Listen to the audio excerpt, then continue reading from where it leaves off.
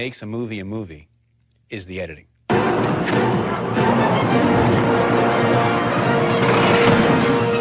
I've been in the business for, I don't know, 37 years, I think, something like that. And I did not really realize what editing was until I was in the editing room myself. There's magic to editing. Magic is a discovery of something new that wasn't intended, that works for the movie. Once you start to realize that film is the sum of editing, then editing is the thing you're always looking at.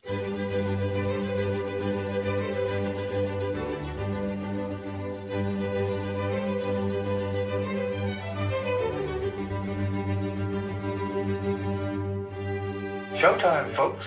I think great editing skill will protect a director from suicide.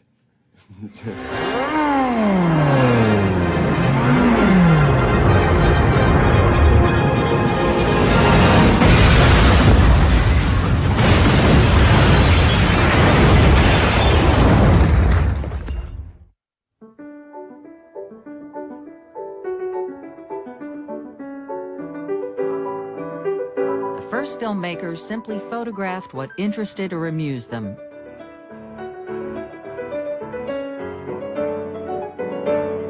They held a shot until they got bored, or the film ran out. The fathers of cinema, Edison in the United States and the Lumiere brothers in France, were very pessimistic about the future of cinema. There was probably a worldwide interest in seeing these images move, but once you'd seen somebody playing a joke with a hose, why pay money to see something that you can see for real out in the street? In fact, Auguste Lumiere went as far as to say that cinema was an invention without a future. But Edwin Porter, one of Thomas Edison's employees, proved him wrong. Porter discovered that cutting separate shots together could create a story. Edwin S. Porter really was the one with the Life of an American Fireman, I think, that started intercutting and creating an emotional impact in the audience by intercutting two shots that are not related to each other. One scene is going on at one place, basically the firemen rushing to a fire with their horse-drawn wagons, and the other scene is the fire, miles away. You intercut the two, and you understand psychologically and emotionally that these people's lives are in danger, and these people are coming to rescue them, and you're rooting all of a sudden for that to happen, and you're hoping they save the people. I often think about what it must have been like to be there to create the art form as it was happening, and say, why don't we try this? That doesn't make any sense. I mean, we do it in the editing room now. We cut to something and say, well, that doesn't work. Well, imagine what they must have said in 1904. The Great Train Robbery was Porter's next film. That's when you really begin to see the possibilities. And I'm not saying this because I'm an editor, but the invention of editing is the thing that allowed film to take off. It's the equivalent of the invention of flight. Both human-powered flight and motion picture editing were invented in the same year, and they have similar kinds of effects. The invention of editing gave birth to a new art and a new language. A language that can transport us in the blink of an eye from the vastness of the desert to the mysteries of the human face. A cut can bridge millions of years, connecting the prehistoric past to an imaginary future. Editing can slow down time or speed it up. The timing of a cut can startle audiences. I'm cleaning out a crooked laundry, see? Little do Or I know amuse it, them. But there's a dope fiend with a long knife trailing after me. I'm in great danger.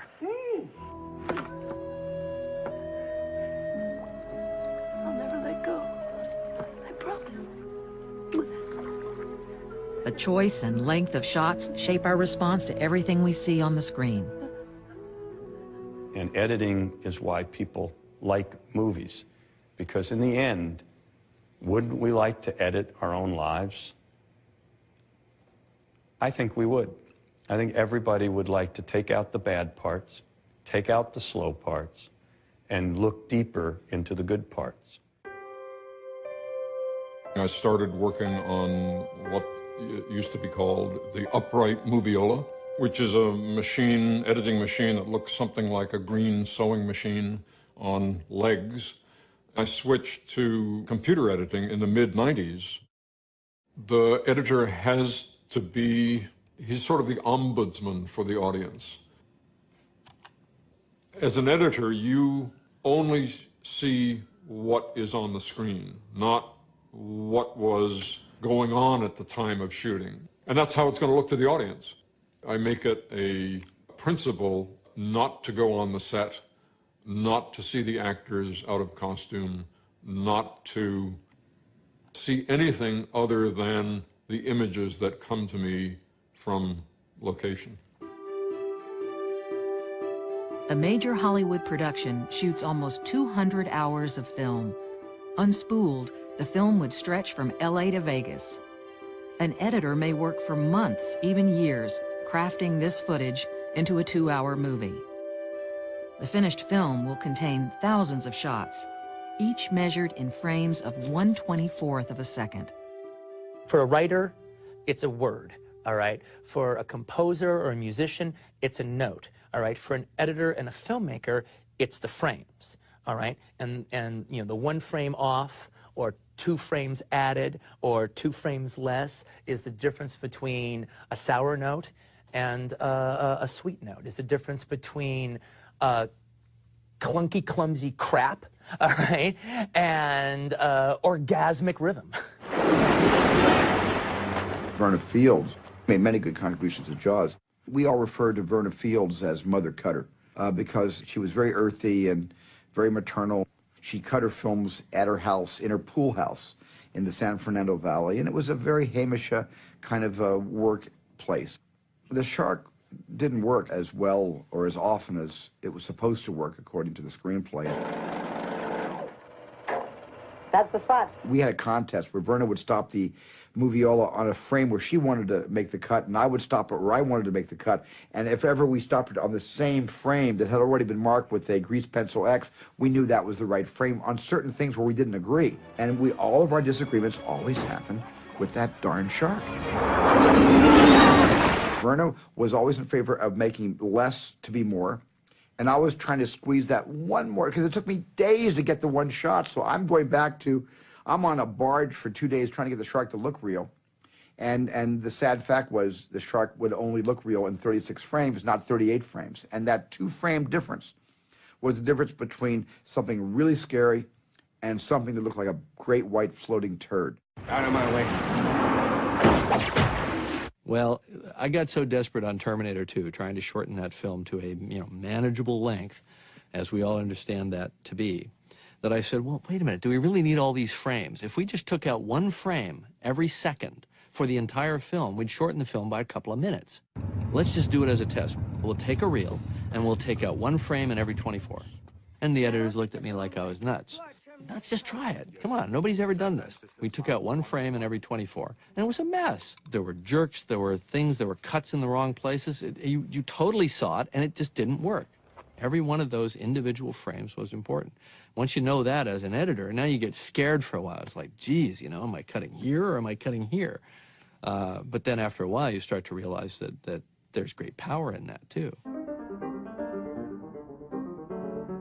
D.W. Griffith was the first great filmmaker to understand the psychological importance of editing.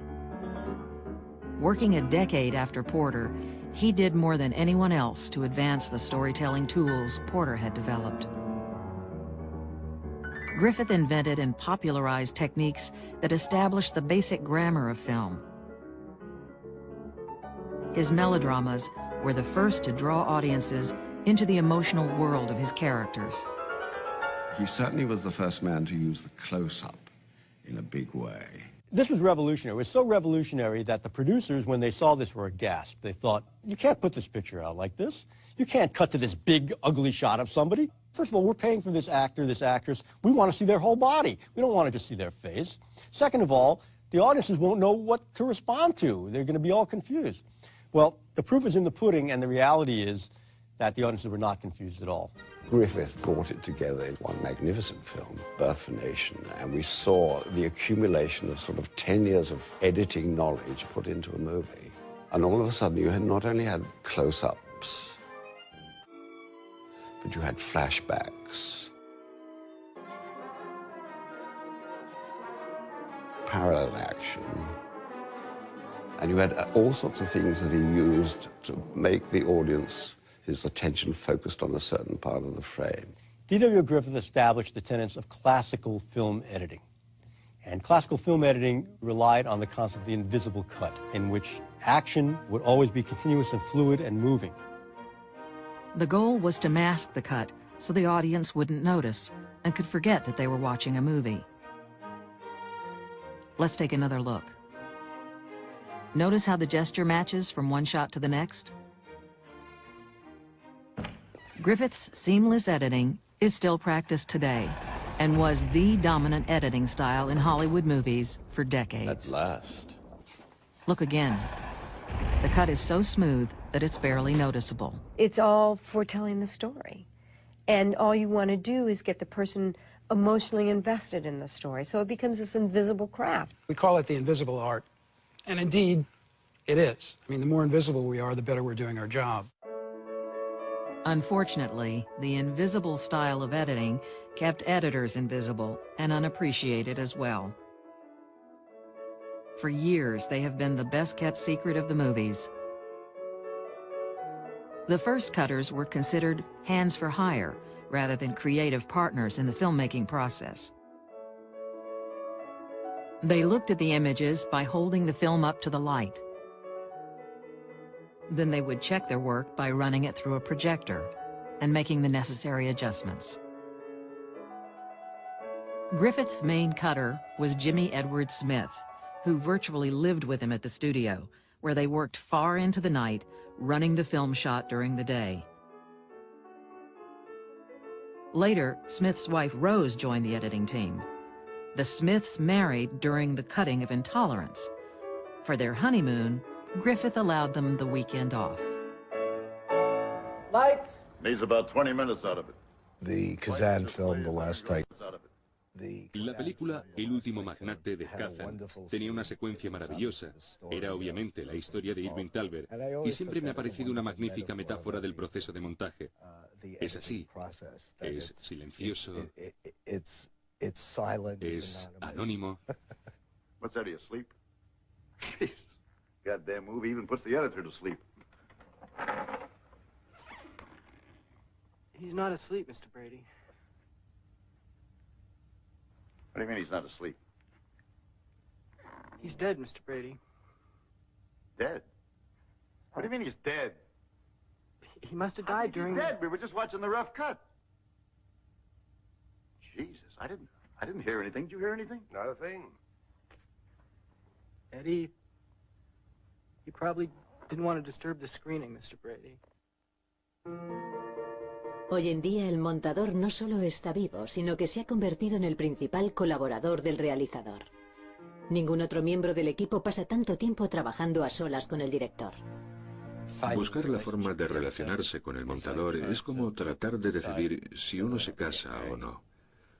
Porque si el matrimonio no va bien, el divorcio será complicado. Cuando estaba haciendo mi primera peli, lo único que sabía era que quería una mujer montadora, ya que me daba la impresión de que cuidaría mejor tanto de mí como de la cinta. Que yo no trataría de llevármela a mi terreno por el mero hecho de hacerlo, ¿vale? Y que ella no intentaría imponer su criterio ni enfrentarse conmigo. Una mujer me nutriría a lo largo del proceso.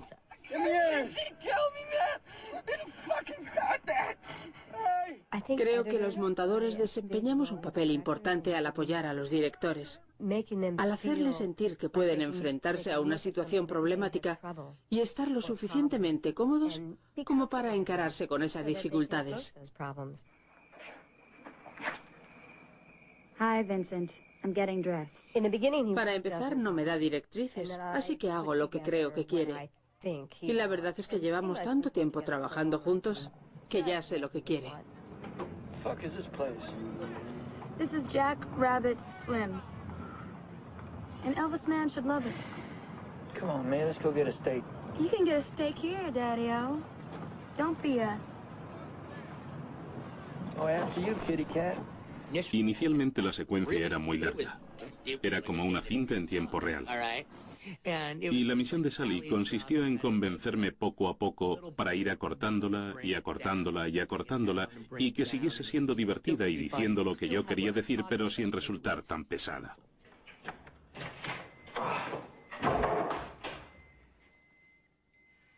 Él quería que diese la sensación de ser una cita auténtica. Al principio era muy larga. Tuvimos que aguantarla así durante un tiempo.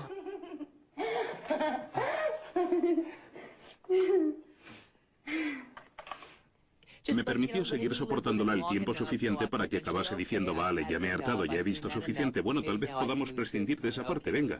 Lo que era así, de repente se queda así. Finalmente fuimos cortando y cortando hasta que se nos fue de las manos y tuvimos que recuperar algo. Se acabó, basta ya, ¿sabes? Esto no es un videoclip. Estuvimos así 8 meses intensísimos. Lo veía más que a mi marido. Y a veces me enfadaba con ella por no leerme el pensamiento al 100%. Es que no me bastaba con que me lo leyese el 80% de las veces, ¿sabes? Trabajamos juntos con mucho ahínco y es increíble que sigamos llevándonos bien. Si me pasase tanto tiempo con mi marido, creo que me llevaría peor. Cuando ya se me ha ocurrido una idea, he escrito el guión, he encontrado la financiación, he confeccionado el reparto y he dirigido la película, llego a la sala de montaje como un náufrago a la costa, porque me alegra mucho estar allí, ya que pienso, bueno, ya podemos empezar a hacer el film. Es difícil ser director. Y el rodaje resulta tan arduo que normalmente cuando llegan a la sala de edición, durante la primera semana, no son ni sombra de lo que eran al comenzar la producción. Y al menos en mi sala de montaje intento que estén tranquilos, reconfortarlos y volver a ponerlos en forma para que puedan seguir trabajando en la película. Cuando Matthew Broderick se lleva una bronca por haber fastidiado las elecciones en Election, entra en el despacho del director y ve congregada a toda esa gente que sabe que la culpa es suya. Mr. McAllister, I hope you can help us clear something up. Quería montarla como la secuencia final de El bueno, el feo y el malo, recreándose los rostros durante muchísimo tiempo y con la música intensificándose.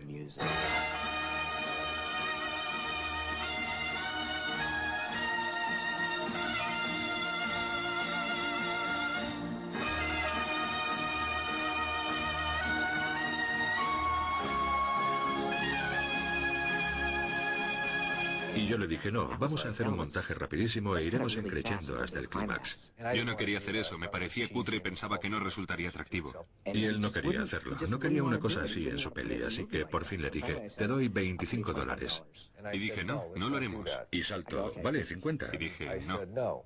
Y dice, no. Y dije, 75. Con que me dio un pagaré que decía, debo...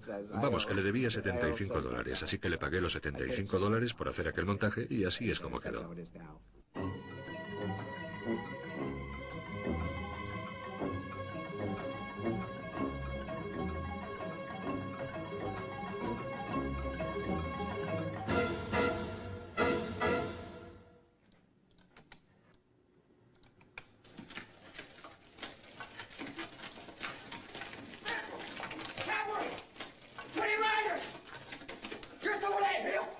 Hay algo que no me cuadra aquí, y voy a tener que averiguar si nos va a dar problemas o no, ya que Brown me está mirando hacia la cámara.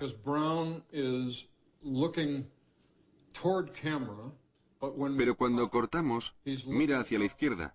Podemos hacer que llegue Jeremy y cortar para que la cabeza de Jeremy enmascare la de Brown. Y así no se note la incongruencia. Bueno, voy a marcar este fotograma y voy a eliminar esta parte, que son 1, 2, 3 fotogramas. Y ahora voy a verlo en su contexto para ver qué tal queda. Bien, hay que tener cierta personalidad para disfrutar de esto. Es casi como dedicarse a hacer joyas.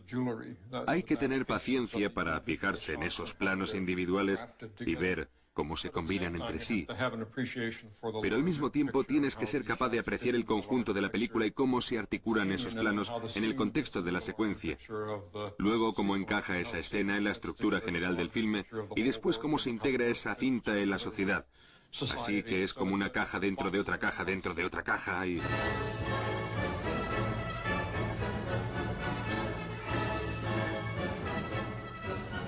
La Revolución Rusa provocó asimismo una revolución en el montaje fílmico. Los locos de los rusos empezaron a joder con las imágenes, a yuxtaponerlas y a crear diferentes efectos emocionales. Lenin vio en el cine el vehículo perfecto para animar a su pueblo, analfabeto en su mayoría, a sumarse a la revolución. Llevaban aquellas películas a los campos de labor y las proyectaban para los campesinos. Comenzaron a darse cuenta de que podían obtener ciertos efectos emotivos y psicológicos mediante un determinado tipo de montaje entre una imagen y la siguiente. Y aquello se convirtió en una manipulación de los sentimientos del público. Los cineastas rusos abominaban de las narraciones burguesas y del montaje transparente practicado por Griffith. En lugar de melodrama, ellos ofrecían la vida real. Para realizar el filme El hombre de la cámara, el documentalista Zika Vertov y su equipo sacaron las cámaras a las calles a fin de filmar la vida cotidiana moscovita. Me recuerda constantemente que estoy viendo una película. Hay secuencias que se desarrollan en una sala de montaje. ¿Ves cómo editaban los filmes allá por 1929? Estaban inmersos en una verdadera explosión de actividad creativa cuando manipulaban aquellas imágenes. Todas las convenciones del montaje moderno ya se encuentran en el hombre de la cámara. La cinta no solo era un canto a la revolución, sino también al papel del camarógrafo y del montador que colaboraban en ella. Vertov y su esposa Elisabetta editaban sus documentales y noticieros en oscuros sótanos plagados de ratas rebulléndose entre sus pies. Pero en este filme, Vertov concedió al editor cinematográfico tanta importancia como a cualquier otro participante en la revolución. El teórico Lev Kuleshov experimentó asimismo con la edición cinematográfica. En su estudio más famoso tomó un plano de un actor ruso y lo intercaló con otros 3 planos distintos. Un plato de sopa caliente. Una mujer desconsolada aferrada al ataúd de su esposo. Y una niña jugando con su osito de peluche. Cuando el público vio la película, puso por las nubes la interpretación del actor. Lo hambriento que parecía ante la sopa. La pena con que observaba a la mujer. Y lo tiernamente que contemplaba a la niña. Pero en realidad, en todos los casos se trataba de la misma expresión. Ahora bien, así se demuestra el poder de la yuxtaposición, el poder de la edición, que empalmando un plano con otro origina un tercer significado. Y ese tercer significado es un efecto, una emoción, que es mucho mayor que la suma de sus partes. Y esa es la base de todo el montaje, dicho sea de paso. Uno de los contemporáneos de Kuleshov, Sergei Eisenstein, combinó estos experimentos con la ideología marxista para realizar filmes de fervor revolucionario. Consideraba el montaje como la historia, una lucha de imágenes e ideas. El sentido de la película no residía en los planos propiamente dichos, sino en su colisión. Cuando 2 elementos entran en conflicto, argumentaba, su choque da lugar a un nuevo sentido de orden superior. Mientras que Griffith trataba de disimular su montaje, Eisenstein se deleitaba con él. Quería que el espectador fuese consciente de cada fotograma, que supiese que se trataba de un filme, no de la vida real. Eisenstein es el primer auténtico director. Se batía el cobre con la puesta en escena, con la planificación y demás. Pero todo estaba al servicio de las tijeras, hasta el más mínimo aspecto. Me regalaron un proyector de cine a los 11 años. Y una de las primeras películas que tuve fue El acorazado Potemkin. Pasaba la secuencia de la escalera de Odessa una y otra vez. No me podía creer lo que estaba viendo. Uno de los factores que la hacen tan sorprendente es el montaje, la asombrosa sucesión de imágenes. Lo que hacían los rusos era una reacción contra lo que había creado Griffith, el montaje clásico, y ahora llegaba la edición de Eisenstein. Y esto se puede comprobar. El cine estadounidense ha absorbido todas esas técnicas de los rusos y ahora está en nuestra cinematografía.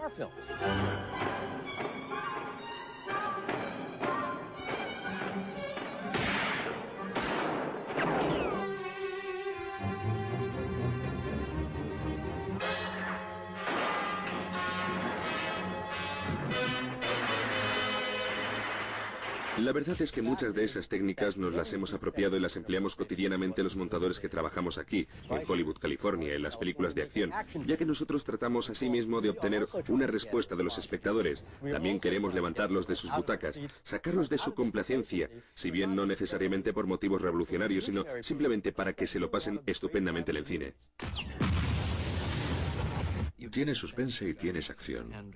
Y en las dos películas de Terminator descubrí que era una buena combinación intensificar el suspense en el contexto de un film de acción. En Terminator 2, el juicio final, los personajes se van presentando de un modo lento y tenso, hasta que nos centramos en el joven John Connor, que de repente ve a Terminator por primera vez, y todo ello a cámara lenta. Me gusta usar la cámara lenta para crear suspense, ya que imprime ese carácter retardante propio de los sueños o las pesadillas. Y de repente se produce una ruptura catártica y la acción se acelera.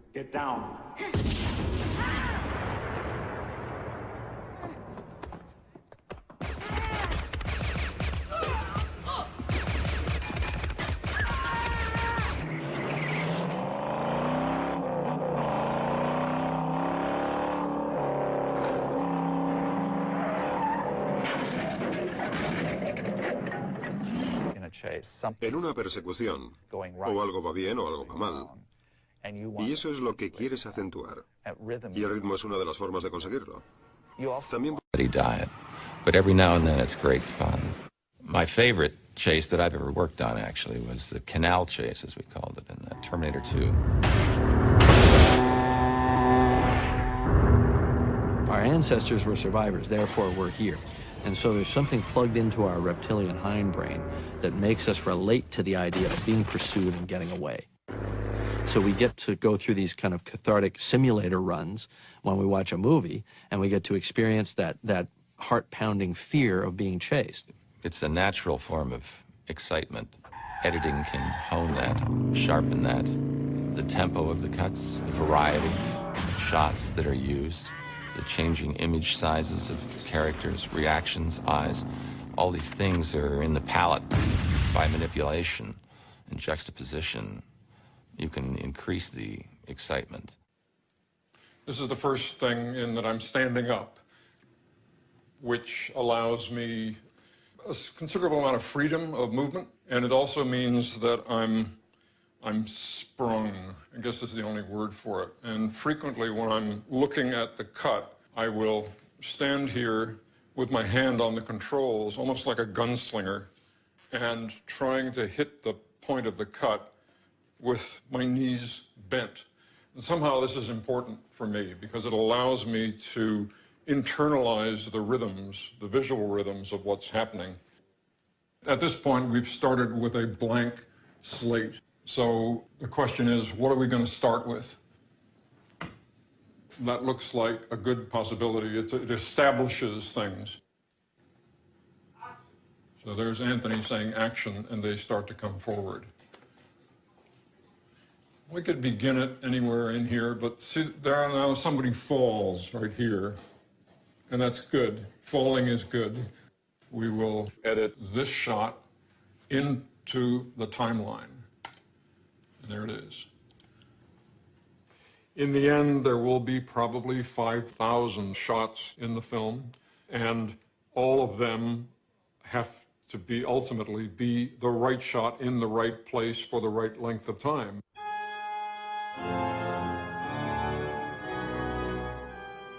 When I was watching Nosferatu when I was a kid, our main guy is up in the castle and night has fallen and we're very suspicious something's about to happen and we see Nosferatu down the hall. That section is what scared me the most, and in terms of editing, it caught my attention because of this. We saw this vampire with pointy teeth and scary eyes very far away down a hallway. And then we cut to our guy, and he's very scared. And we cut back, he's 6 feet away from us. He's just on the other side of the door. And every time I saw it, I was very, very scared. And I remember waiting for that moment of being surprised. When people come into a theater, they're already keenly aware of their own fears.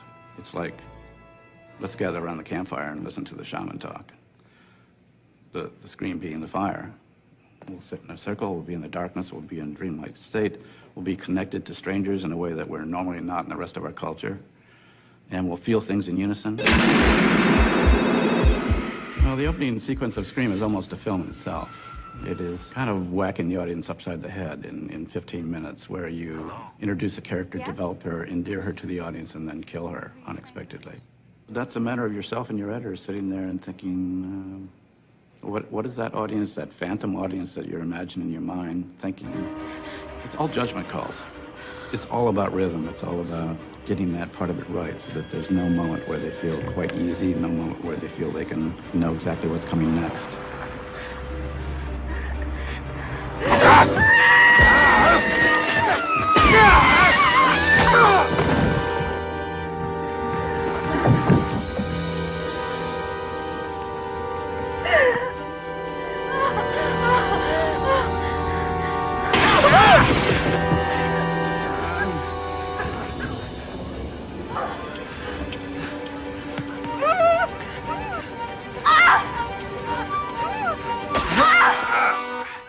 Hitchcock was one of the first directors I was aware of as a kid. When Psycho came out, it caused a buzz in the neighborhood among the parents.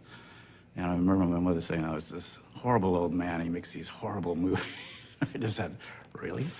But it was a sense of the totally forbidden and somebody who had crossed the line.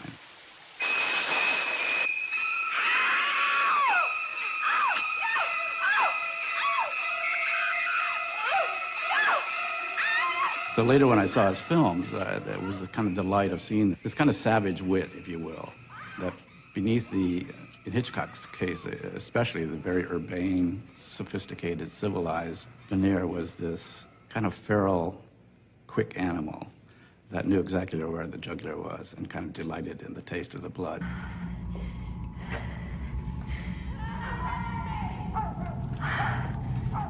Hitchcock was the master of suspense. Jonathan Demme was devoted to Hitchcock, and his influence can clearly be seen in Silence of the Lambs.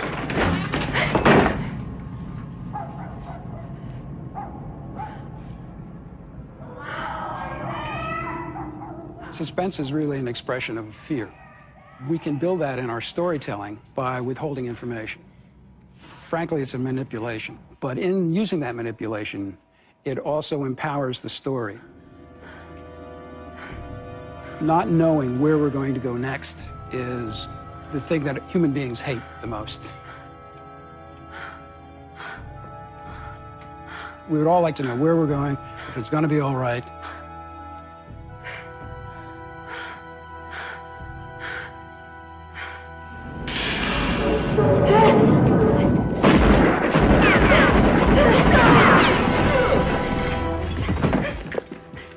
My editing process is an intuitive process.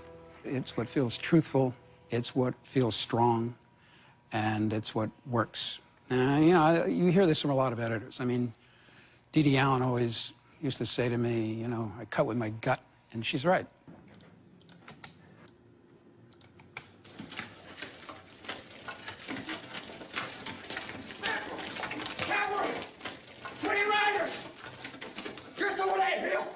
There's a mismatch here, and I'm going to have to determine whether this is a problem or not, because Brown is looking toward camera, but when we cut, he's looking up off to the left.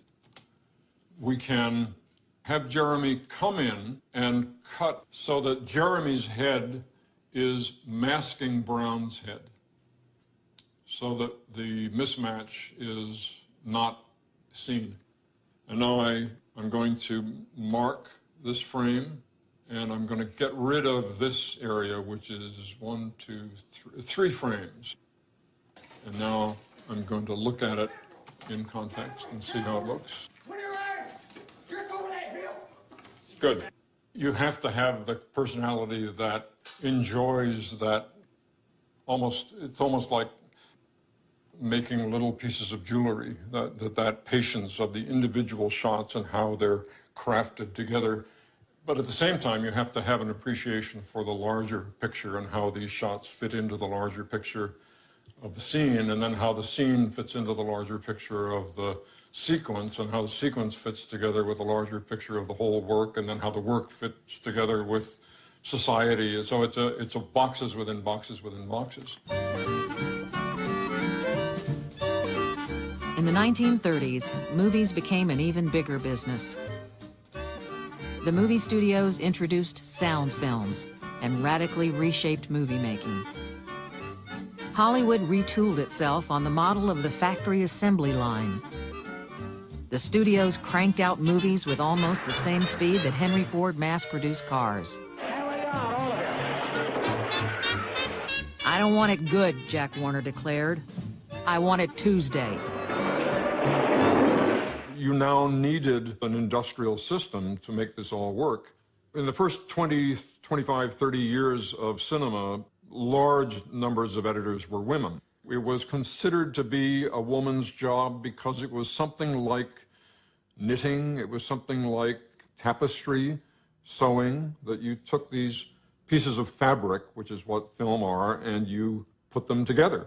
It was when sound came in that the men began to infiltrate the ranks of the editors, because sound was somehow electrical. It was technical. It was no longer knitting. There is the soundtrack, which might be several tracks, and the image. And without the happy marriage of those two, you're not using every bit of potential that you possibly can in editing a movie. The scene in Horse Whisperer where Sam Neill and Kristen Scott Thomas there's an argument results because she is going to leave. The intent of the scene was to show that the marriage was foundering. And it was dialogue basically overlapping as they were speaking, so they were both mic'd. To make it even more dramatic, I even took out more air and made the overlaps more intense. I could do that because I had separate tracks to work with. Are you a psychiatrist? He says it takes time. Well, I don't care what he says. I cannot sit here and pretend everything's going to be all right. I am we not have to pretending. Do I am trusting in we people who are know more about losing, this than we do. We are losing her. In effect, by taking out all of the air in that particular dialogue scene, it did have kind of a suffocating effect because there was no respite. There was no air there. You couldn't take it. You couldn't draw a breath, and it became that much more intense because of it. To me, sound is very important. I create a sound template that is both with sound effects and temporary music that evoke certain feeling.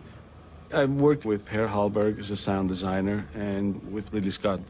For example, in Black Hawk Down, the incursion of the Black Hawks entering into Mogadishu. It was almost like a ballet, a science fiction ballet. People landing on a different planet.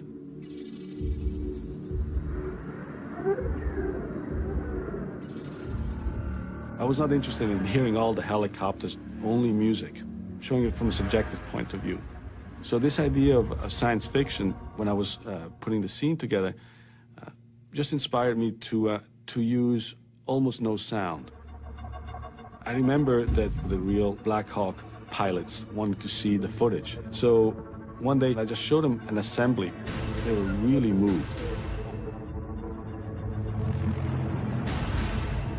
One guy, almost tear in his eyes, says, "Man, I don't know, this looks great. I got goosebumps." These were the guys that were there, you know, and it felt real to them.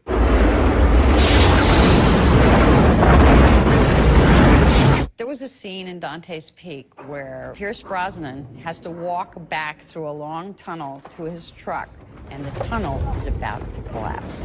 And you hear the sound, the little sound of sand, like falling down the walls.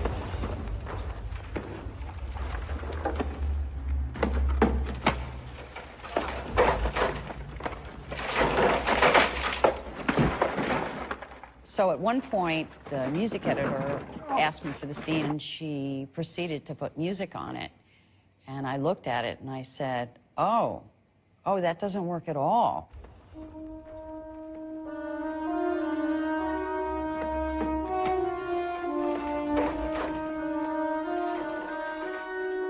because suddenly I'm hearing music and I'm not hearing all that stuff, that tiny little sand thing that makes me scared.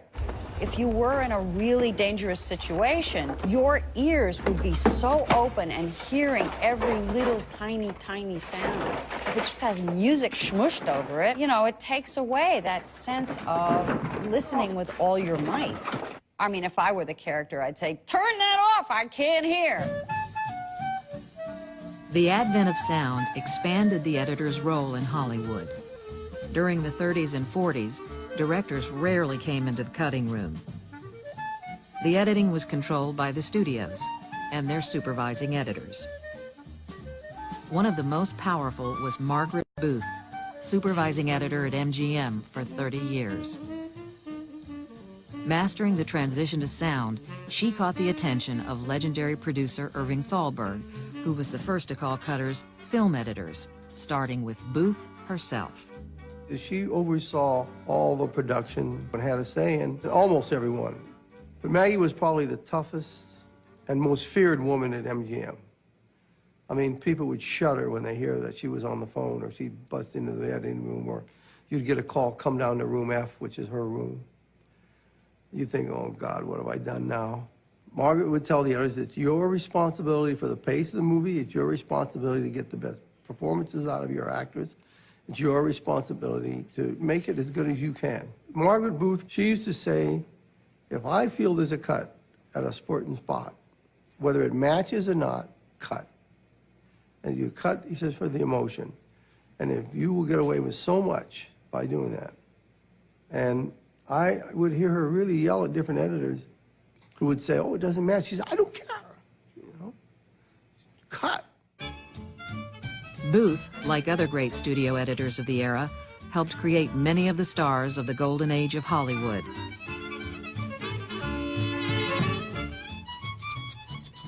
Editors today are still doing the same.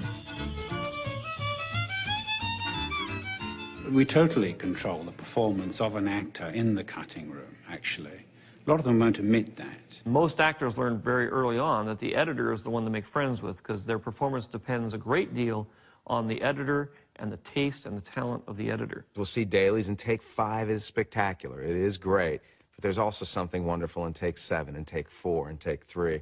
Sometimes those and an actor will see it on screen and say, wow, that was terrific. You used take 5. They don't know, they don't realize that you are borrowing from every single performance. And the editor is the person who's responsible for finding those moments in each performance. You talk about basic instinct. I think to a large degree the great performance that Sharon is giving there is also constructed by Frank. He spent an enormous amount of time in selecting every part of every take that he felt was important.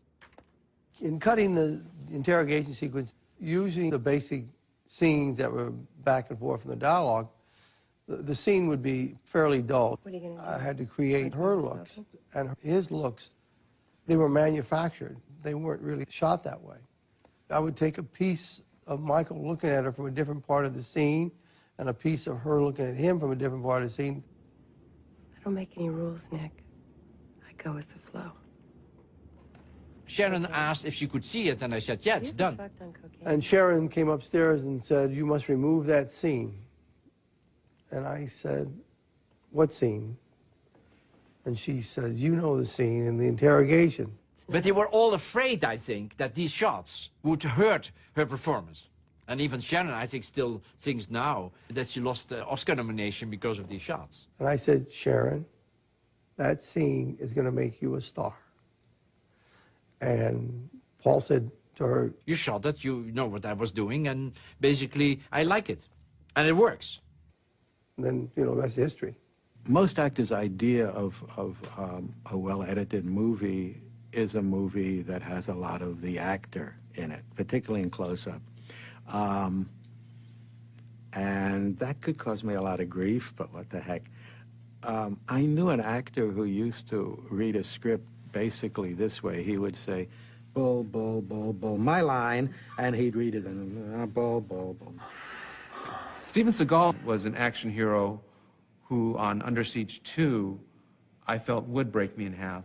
He was allowed into the cutting room to cut the action sequences, which I thought that's all he was going to do. But his first time he came into the cutting room, he said, okay, put up reel 1, meaning he was going to go through the whole movie. But there was a time when, during one of the fight sequences, that I found myself with my arm behind my head, and Seagal was demonstrating on me what he did. And he's a big guy, plus he carries a gun. I think ultimately he did like his performances, but the fact that an actor came into the cutting room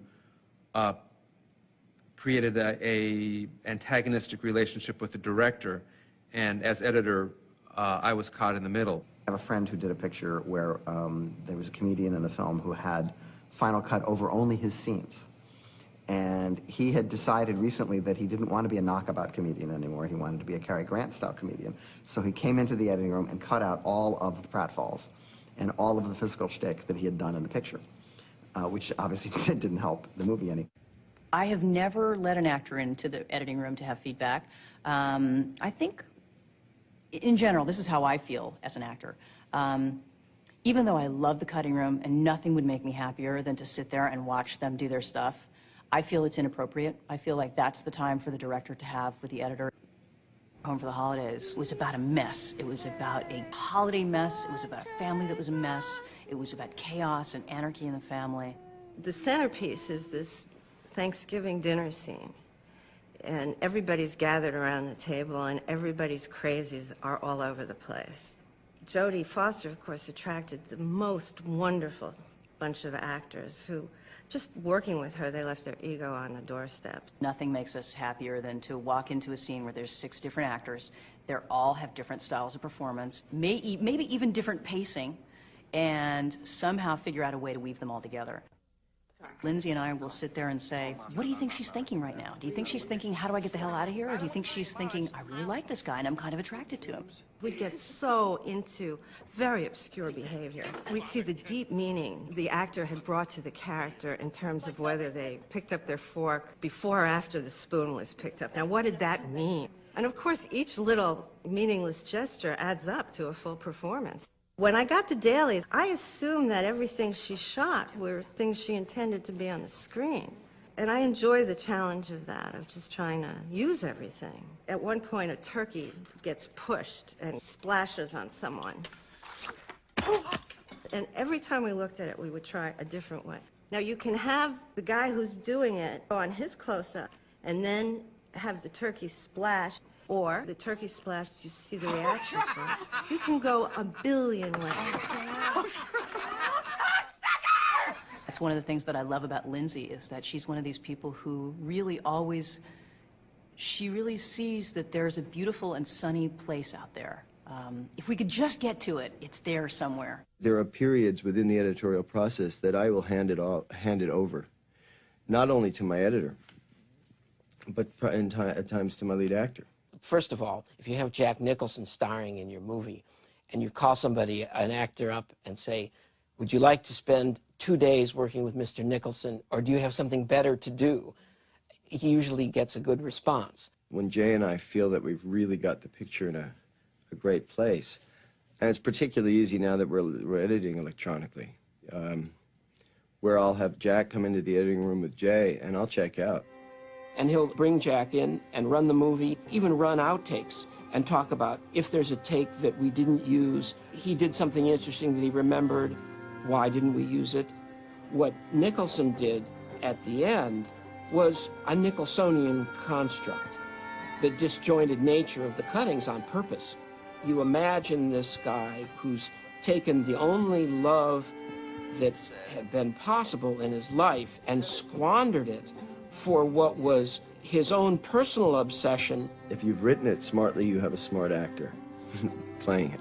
And that actor, when it's Jack Nicholson, can be very helpful in the cutting room, too.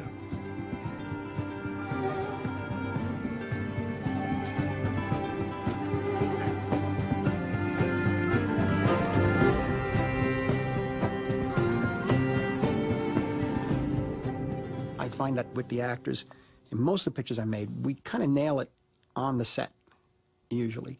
And invariably, looking at rushes, I'll tell Thelma that's the take, and then she'll feel a certain thing for some other takes, and we line it up that way. Because we grew up in the cinema verite period of documentary filmmaking, it was a marked influence on how we work. And for example, I found it extremely helpful when Marty's doing heavy improvisational films like Raging Bull or Goodfellas, that my years of trying to carve a story out of a mass of documentary footage helped me wade through miles of improvisation and begin to find a way to shape it.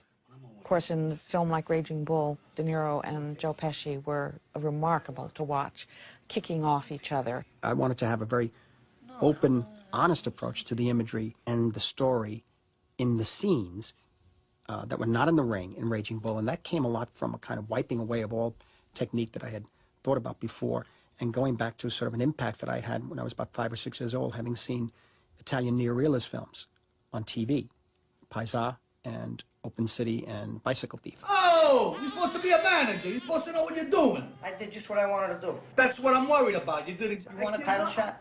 What are you talking? You want a title shot? What am I in? What am I in a circus over here?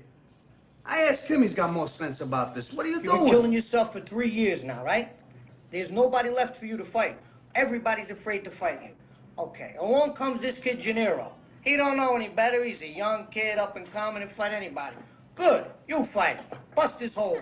Tear him apart, right? What are you worried about? What's the biggest thing you got to worry about? I'm worried about the weight. You worried about the weight? What are we arguing about for? I just said the weight. And that was one of the hardest things I've ever had to do because I only had one camera on the actor at all times, so I didn't have the response, the immediate response of the actor. So it meant that I had to put it together like a jigsaw puzzle. It was a lot of fun, but it took a long time. Ultimately, what I think I need her to watch for me is the emotional impact of the picture, is keeping track emotionally of the characters. This is the key for me. I always find the editor has more objectivity than the director, because the editor wasn't on the set. The editor didn't cast the movie. The editor didn't do the storyboards. The editor didn't inundate him or herself with a year and a half of pre-production. So the editor is the most, has the most objective eye in that creative environment.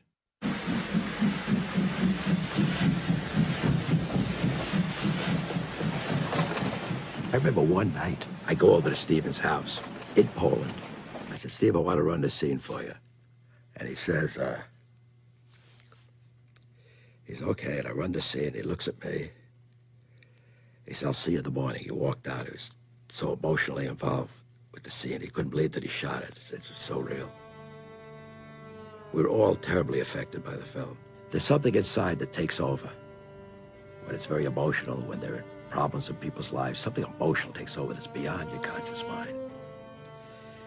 And it seemed like an extreme example, but when you're editing that kind of film, you have to disassociate.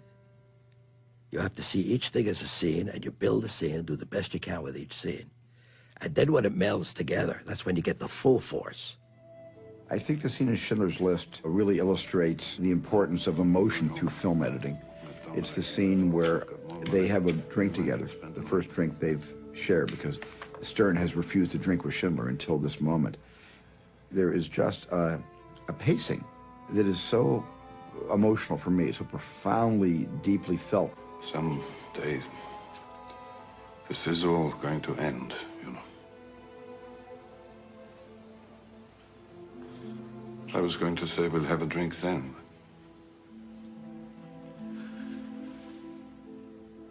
I think I better have it now. Mike Kahn's choices of how long to let the characters look at each other and study each other and think about how they're feeling, that was all done in the editing room. It wasn't in the script, and it wasn't on the floor the day I shot it. That whole emotional kind of meeting of the minds between those two great men happened in the editing room. In dialogue scenes, I like people looking at each other. I like eyes to meet. So they're getting into each other and you're connecting. For me, I'm always having problems cutting long scenes where people talk to each other, because you've got an unlimited amount of choices and opportunities when you just have two talking heads. The scene can go many, many different ways. The drama can become comedy. Pathos can become tragedy. It can become, kind of like, a grilling session or a deposition if you cut it really fast, or it can be very leisurely and introspective if you used a lot of thought and a lot of the breaths and air and the pauses, not just the words. And that's where, a great film editor really can help a director. Another way of looking at film editing is that it's a dance of eyes. Philip Seymour Hoffman's eye is looking. So that's a good thing. Now let's cut to a close-up of Hoffman looking, and the close-up of Hoffman is here. We've never seen this angle before, so the brain has to figure out what it's looking at and maybe why it's looking at it. And to the degree that you hold shots a certain length, you allow a certain train of thoughts to happen. When you cut a shot off, you've also cut off the thinking about that shot. Now, we want to cut to what he sees, because that's how we're going to understand what he's thinking about. Now, there you see him thinking, and then his eye goes down. So we run that at speed. Flinch, point of view, thinking, other co-conspirator. Let's do it now. What? Let's go. Oh, something's up. Let's don't do it. And we go. There's something about film, because of its sensory completeness, the fact that it is sound and image in this powerful fusion, that gets at something very deep within us. Filmmakers realized that sound and image didn't just stimulate emotions, they could also influence beliefs. During World War II, the U.S. government enlisted Hollywood's best. Editors and directors brought with them the same techniques they had used in fiction films to stir audiences across America.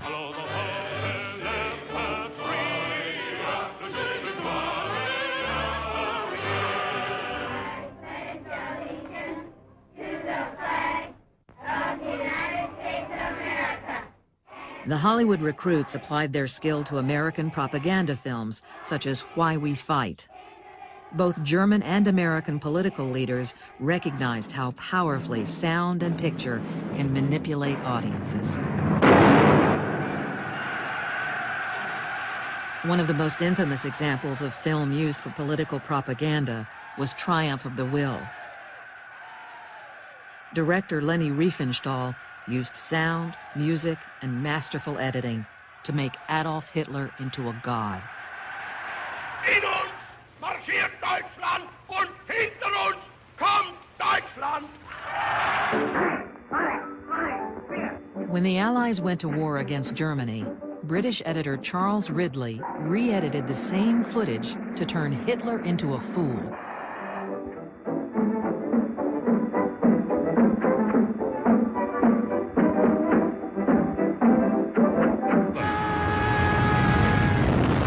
Whether used for propaganda or entertainment, these techniques showed how powerfully editing could shape hearts and minds.